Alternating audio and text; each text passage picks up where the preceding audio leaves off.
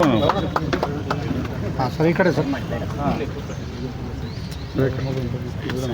Side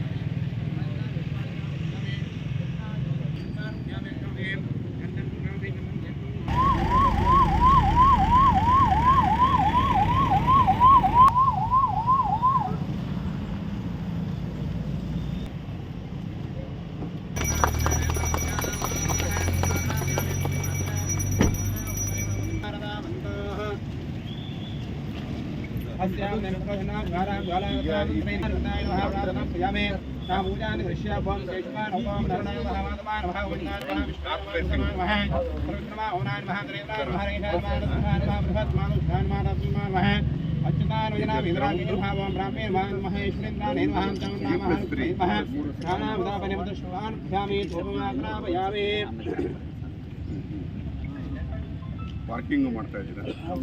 parking ಮಾಡಬೇಕು. ಯಾಕಂದರೆ ಇದೇನಾಗುತ್ತೆ ಅಂದರೆ ಈಗ ರೋಡು ತುಂಬ ಡೆವಲಪ್ ಆಗ್ತಾ ಇದೆ. ನಿಮಗೆ ನಾಳೆ ವೆಹಿಕಲ್ಗಳು ನಿಲ್ಲಿಸೋಕ್ಕಾಗೋದಿಲ್ಲ. ಆಮೇಲೆ ಯಾವುದೋ ಕಾರಣದಲ್ಲಿ ನೀವು ಬಿಟ್ಟೋಗ್ಬೇಕಾಗ್ತದೆ. ಅಂಥ ಸಂದರ್ಭದಲ್ಲಿ ಪಾರ್ಕಿಂಗ್ ಇದೆ ಕಂಪಲ್ಸರಿ.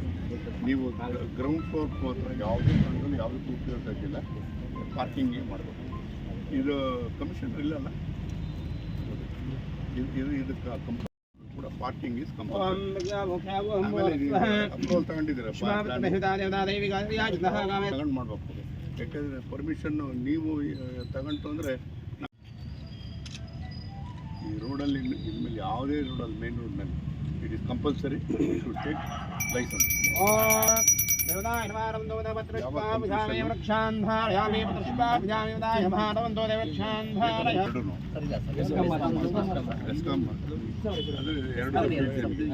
KPTCಯಲ್ಲಿ ಯಾವುದೂ ಇಲ್ಲ. ಓಂ ದ್ರವಂತೆ ರಾಜಾ ವೃಣಾದ್ವಂತೆ ಓಂ ದ್ರವಂತೆ ರಾಜಾ ವೃಣಾದ್ವಂತೆ ಪೋ ಬೃಹಸ್ಪತಿಃ ದ್ರವಜಂಕಶ್ಚಾರಾಶಂಧಾರಯತಾಂ ಧ್ರುವಂ ಅಯಮಹಾತೋ ನಮಹಾತೋ ನಮಹಾತೋ ನಮಹಾತೋಸ್ತು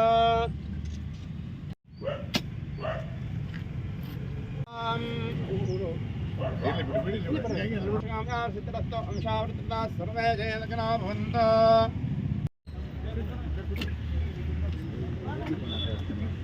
ಆವಾಗ ಮಾಡಿದಾಗ ಅದು ದೊಡ್ಡ ಕೆಲಸ ಅಂತಿದ್ರು.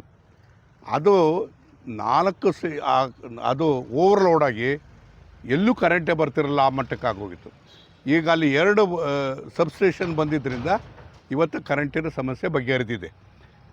ಅದರ ಜೊತೆಯಲ್ಲಿ ನಾನು ಏನು ಮಾಡಿದೆ, ಇಂಡಸ್ಟ್ರೀಸಿಗೆ ಒಂದು ಸ್ಟೇಷನ್ನ ಮಾಡಿ ಅದು ಹೆಚ್ಚು ಕಡಿಮೆ ಎಷ್ಟು ಅದಕ್ಕೆ ಅಮೌಂಟ್ ಖರ್ಚಾಗಿರೋದು ಹನುಮಂತರಾಯ್? 12 ಕೋಟಿನೋ 22 ಕೋಟಿನೋ?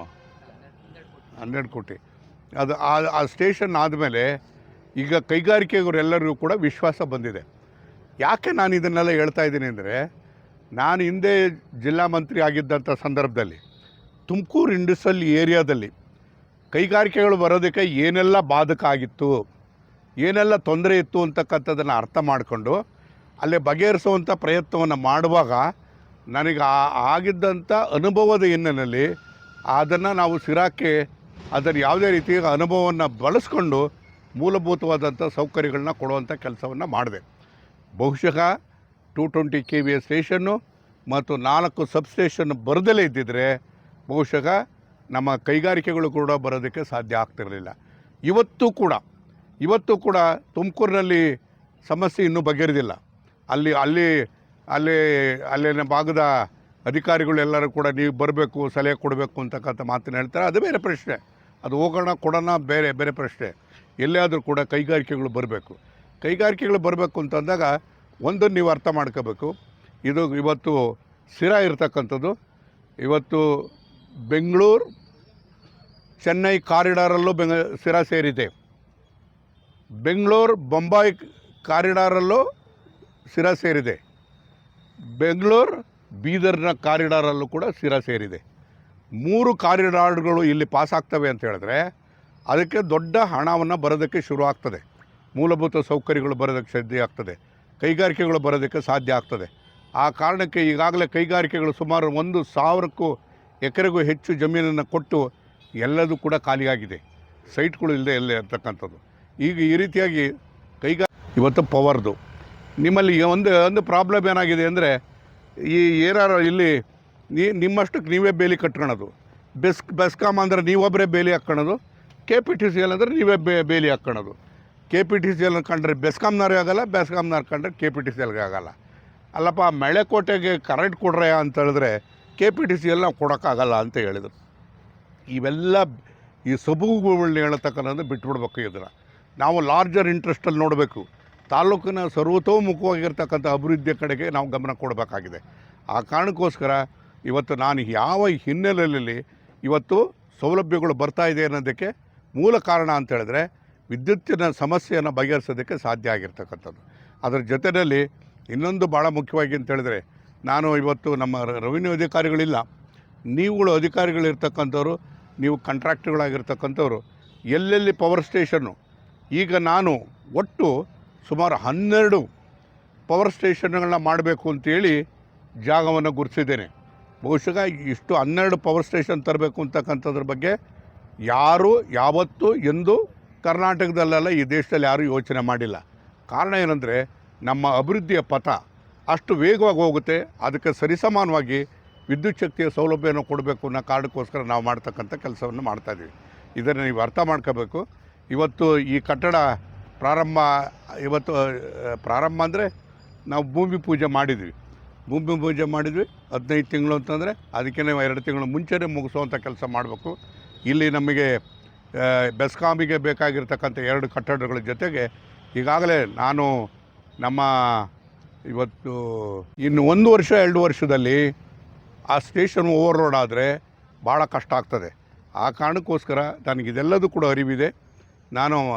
ನಾನು ಪ್ರಾರಂಭದಲ್ಲಿ ಕೈಗಾರಿಕೆಗಳ ಬಗ್ಗೆ ಏನು ಅಂತಕ್ಕಂಥದ್ರ ಬಗ್ಗೆ ಹೆಚ್ಚಿನ ಮಾಹಿತಿಯನ್ನು ನಾವು ಇರ್ತಕ್ಕಂಥದ್ದು. ನಾನು ಮಂತ್ರಿಯಾಗಿ ಅನೇಕ ವರ್ಷಗಳಿದ್ದ ಕಾರಣ ನನಗೆ ಈ ಸಮಸ್ಯೆಗಳೆಲ್ಲದೂ ಕೂಡ ಎಲ್ಲದೂ ಅರ್ಥವಾಗಿದೆ. ಅದನ್ನು ಬಗೆಹರಿಸುವಂಥ ಕೆಲಸವನ್ನು ಮಾಡ್ತೀವಿ. ನಿಮ್ಮ ಯಾವುದೇ ಸಮಸ್ಯೆಗಳಿದ್ದರೂ ಕೂಡ ನನ್ನನ್ನು ಯಾವುದೇ ಸಂದರ್ಭದಲ್ಲೂ ಕೂಡ ನನಗೇನು ಪರ್ಸನಲಾಗಿ ಬರಬೇಕು ಅಂತಲ್ಲ, ಫೋನ್ನಲ್ಲಿ ವಿಚಾರ ತಿಳಿಸಿದ್ರು ಕೂಡ ಆ ಬಗೆಹರಿಸೋದಕ್ಕೆ ನಾನು ಬದ್ಧನಾಗಿದ್ದೇನೆ ಅಂತಕ್ಕಂಥ ಮಾತನ್ನು ಹೇಳಿ, ಯೋಜನೆಗಳನ್ನ ಶಿರಾ ಭಾಗಕ್ಕೆ ತರಲಿಕ್ಕೆ ಸಾಹೇಬರು ಒಂದು ಮುನ್ನುಡಿ ಬಂದಿದ್ದಾರೆ. ಯಾಕೆಂತಂದರೆ ಅದರಲ್ಲಿ ಪ್ರಮುಖವಾಗಿ ಸಾಹೇಬ್ರ ಹತ್ರ ಒಂದು ವಿನಂತಿ, ಇವತ್ತು LTAB ಕೇಬಲ್ಗೆ ಟೆಂಡರ್ ಕಾಲಾಗಿ ಲಾಸ್ಟ್ ಡೇಟ್ ಇದೆ ಸರ್, ಅದು ಕೂಡ ಬರ್ತಾ ಇದೆ ಸರ್. ಏನಂದರೆ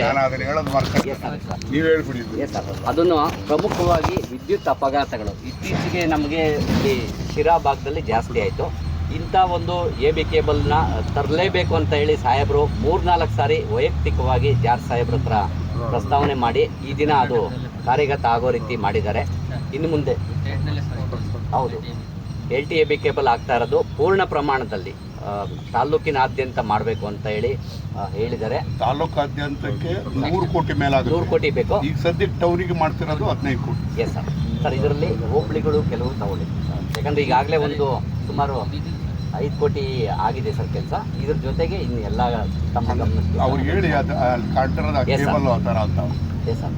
ಯಾಕಂದರೆ ಅದು ಇದರಿಂದ ಒಂದು ವಿದ್ಯುತ್ ಅಪಘಾತಗಳು ಕಡಿಮೆ ಆಗ್ತವೆ, ಮತ್ತೊಂದು ನಮ್ಮ ವಿದ್ಯುತ್ ಸೋರಿಕೆ ಅಥವಾ ಕಳ್ಳತನ ಆಗೋದು ಕೂಡ ಕಡಿಮೆ ಆಗುತ್ತೆ. ಮತ್ತೊಂದು ಸಾಹೇಬ್ರು ಈಗಾಗಲೇ ಪ್ರಸ್ತಾವನೆ ಮಾಡಿದಂತೆ ಚಿಕ್ಕಬಾಣಗೆರೆ ಹತ್ರ ನಮ್ಮೂರ್ನಾಗ ಆಗೈತೆ